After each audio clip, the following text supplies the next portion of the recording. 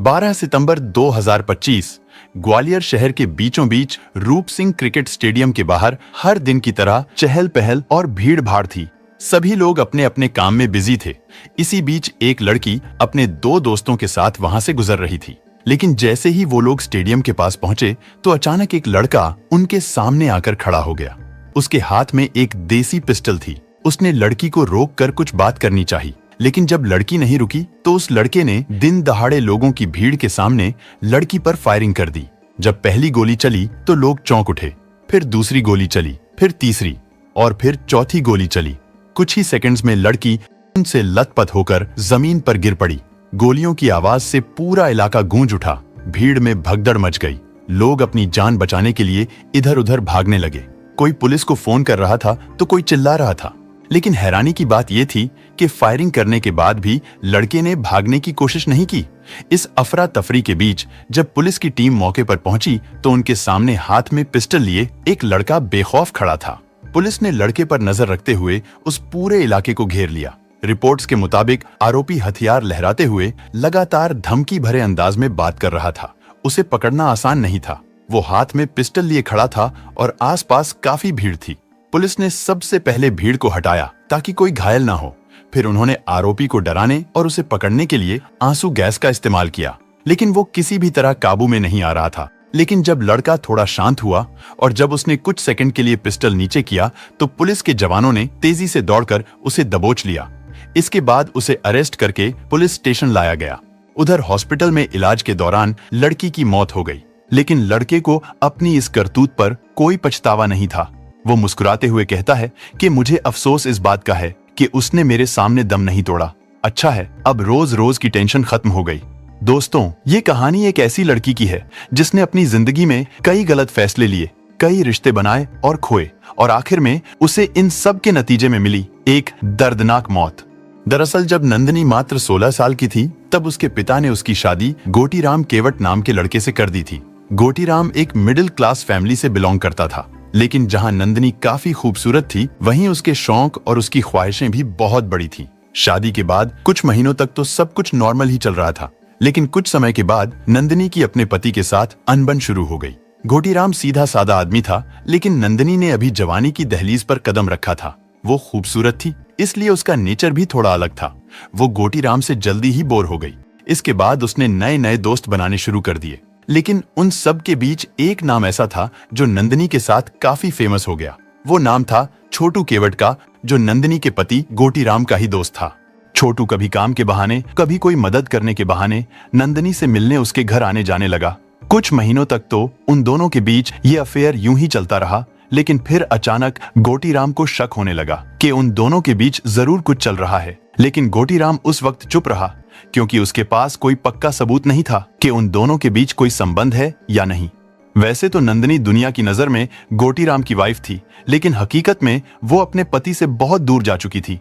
अब उसकी जिंदगी में सिर्फ छोटू था, लेकिन फिर समय के साथ नंदिनी छोटू से भी बोर होने लगी। इसी दौरान नंदिनी की मुलाकात निमलेश सेन नाम के एक लड़के से हुई। निमलेश थोड़ा स्टाइलिश था, उसे बाहर घूमना फिरना, पार्टी करना काफी पसंद था। असल में नंदिनी जिस तरह की लाइफ चाहती थी, निमलेश के साथ उसे वही लाइफ मिल गई थी। नंदिनी पूरा दिन निमलेश के साथ ही बिताने लगी। वो दोनों छुप छुप कर मिलने के बजाय खुलेआम मिलने लगे और एक साथ घूमने लगे। लोग उनके बारे में बातें करते थे, लेकिन नंदिनी को इन सब से कोई फर्क नहीं पड़ता था। वो निमलेश के अलावा किसी से कोई मतलब नहीं रखती थी। लेकिन फिर धीरे धीरे उसे एक से बढ़कर एक हैंडसम और अमीर लोग मिलते चले गए, और इस तरह शादीशुदा नंदिनी 4 लड़कों के साथ रिलेशन में आ गई। लेकिन इनमें सबसे ज्यादा अहम नंदिनी का तीसरा बॉयफ्रेंड था, जिसका नाम था फिरोज खान।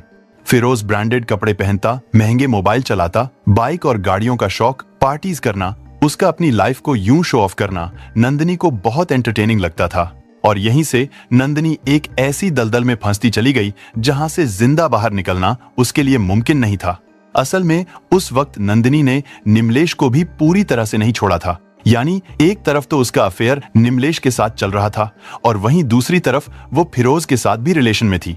लेकिन धीरे धीरे उसके और फिरोज के अफेयर के बारे में उसके दूसरे बॉयफ्रेंड निमलेश को भी पता चल गया।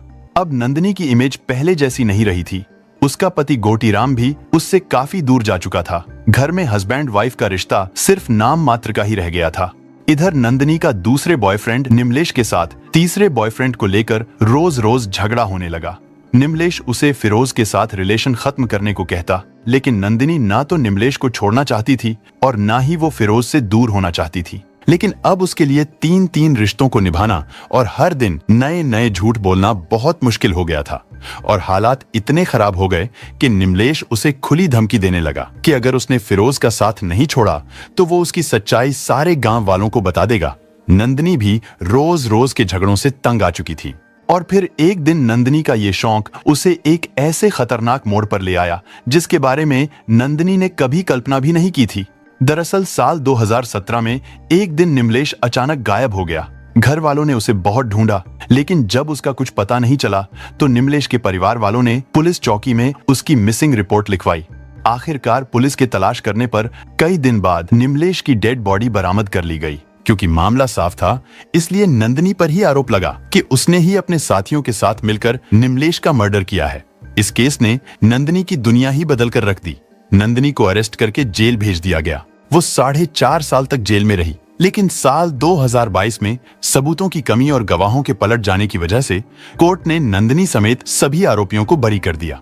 जेल से छूटने के बाद नंदिनी की जिंदगी तबाह हो चुकी थी, इसलिए साल 2022 के लास्ट में एक नई लाइफ की शुरुआत करने के लिए नंदिनी ग्वालियर आ गई। ग्वालियर में उसने एक ब्यूटी पार्लर खोल लिया। इसी दौरान उसकी मुलाकात ठेकेदार अरविंद परिहार से हुई। हालांकि एक रिपोर्ट के अनुसार ये भी कहा जाता है कि इन दोनों की मुलाकात निमलेश सेन मर्डर केस के दौरान हुई थी, जहां नंदिनी उस मामले में आरोपी थी। वहीं अरविंद उस वक्त उसका समर्थन करने वालों में शामिल था और यहीं से उन दोनों में जान पहचान हुई थी। समय के साथ उन दोनों की बातचीत आगे बढ़ती रही। कभी कॉल पर बातें होती तो कभी सोशल मीडिया पर लंबी लंबी बातचीत होती। फिर धीरे धीरे नजदीकियां बढ़ने लगी। नंदिनी की जिंदगी में उस वक्त उथल पुथल मची हुई थी। अरविंद ने उसे सहारा देने की कोशिश की। शुरुआत में तो वो दोनों दोस्त ही थे, लेकिन जल्द ही ये रिश्ता प्यार में बदल गया और बात शादी तक पहुंच गई। इसके बाद 2023 में बिना घर वालों को बताए उन दोनों ने आर्य समाज मंदिर में शादी कर ली। लेकिन कहते हैं कि जिस रिश्ते की नींव तनाव और विवादों के बीच रखी गई हो, उसमें खुशियां ज्यादा दिनों तक टिक नहीं पाती। शादी के शुरुआती दिनों में तो सब कुछ ठीक था, लेकिन धीरे धीरे अरविंद और नंदिनी के रिश्तों में खटास आने लगी। नंदिनी का खुला स्वभाव और उसका सोशल मीडिया पर एक्टिव रहना अरविंद को पसंद नहीं था, और इसकी सबसे बड़ी वजह थी नंदिनी के पुराने रिश्ते। उसके पुराने दोस्तों और बॉयफ्रेंड्स के कारण अरविंद को लगता था कि नंदिनी अब भी किसी और के साथ रिलेशन में है। वहीं नंदिनी को लगता था कि अरविंद उस पर शक करता है, वो उसकी आजादी छीनना चाहता है और वो उसे घर में कैद करके रखना चाहता है। बस यहीं से उनके बीच झगड़े होने लगे। लेकिन छोटी छोटी बातों से शुरू हुई ये बहस धीरे धीरे एक बड़े झगड़े में बदल गई और साल 2024 में ये मामला पुलिस स्टेशन तक पहुंच गया। नंदिनी ने रिपोर्ट दर्ज कराई कि अरविंद का पूजा परिहार नाम की लड़की के साथ अफेयर है, जिसकी वजह से अब अरविंद उसे मारना चाहता है। उसने ये भी आरोप लगाया था कि एक बार अरविंद ने उसे गाड़ी से कुचलकर मारने की भी कोशिश की थी। मामले की गंभीरता को देखते हुए पुलिस ने अरविंद को अरेस्ट करके जेल भेज दिया। अरविंद 3 महीने तक जेल में बंद रहा, लेकिन जब वो जेल से बाहर आया तो नंदिनी ने उसे ब्लैकमेल करना शुरू कर दिया कि अगर वो अपनी प्रॉपर्टी उसके नाम नहीं करेगा तो वो उसे फिर से झूठे केस में फंसा देगी।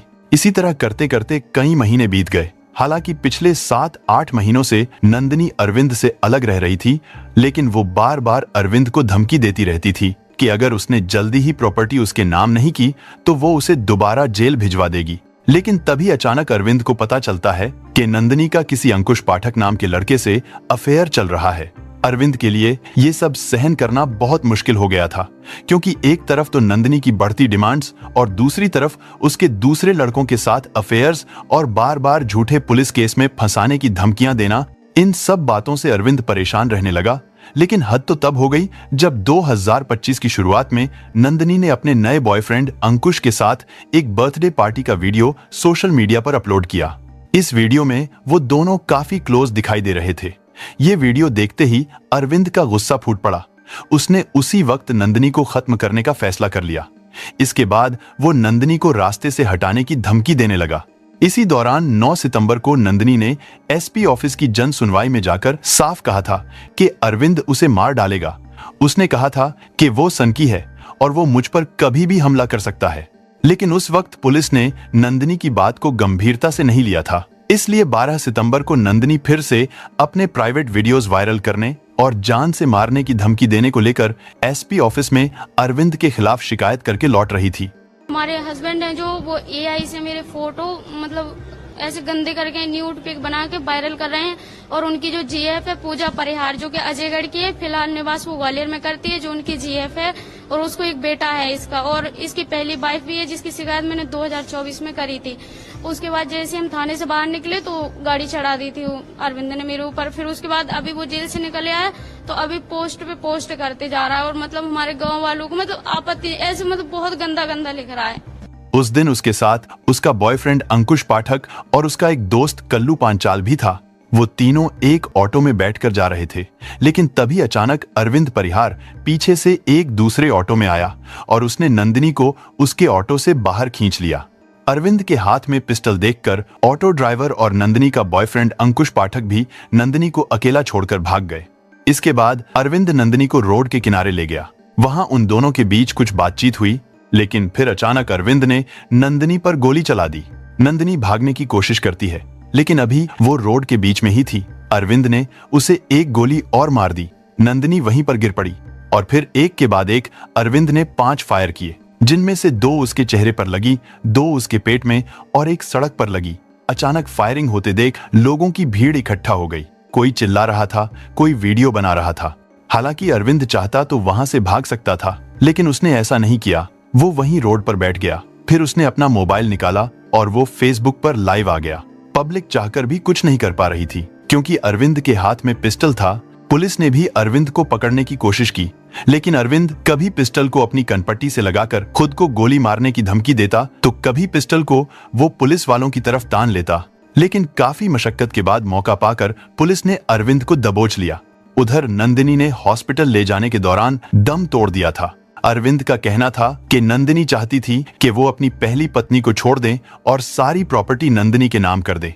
लेकिन जब अरविंद नहीं माना तो उसने अरविंद पर झूठे केस करने शुरू कर दिए। इन सब के चलते ही आखिरकार मजबूर होकर अरविंद को ये कदम उठाना पड़ा। लेकिन अब सवाल ये है, क्या अरविंद सच बोल रहा है या फिर इस घटना की सच्चाई कुछ और है? इस घटना के बारे में आपकी क्या राय है? कमेंट बॉक्स में जरूर बताएं। इस वीडियो को लास्ट तक देखने के लिए दिल से थैंक यू। मिलते हैं नेक्स्ट वीडियो में। तब तक के लिए अपना और अपनों का ख्याल जरूर रखें। जय हिंद।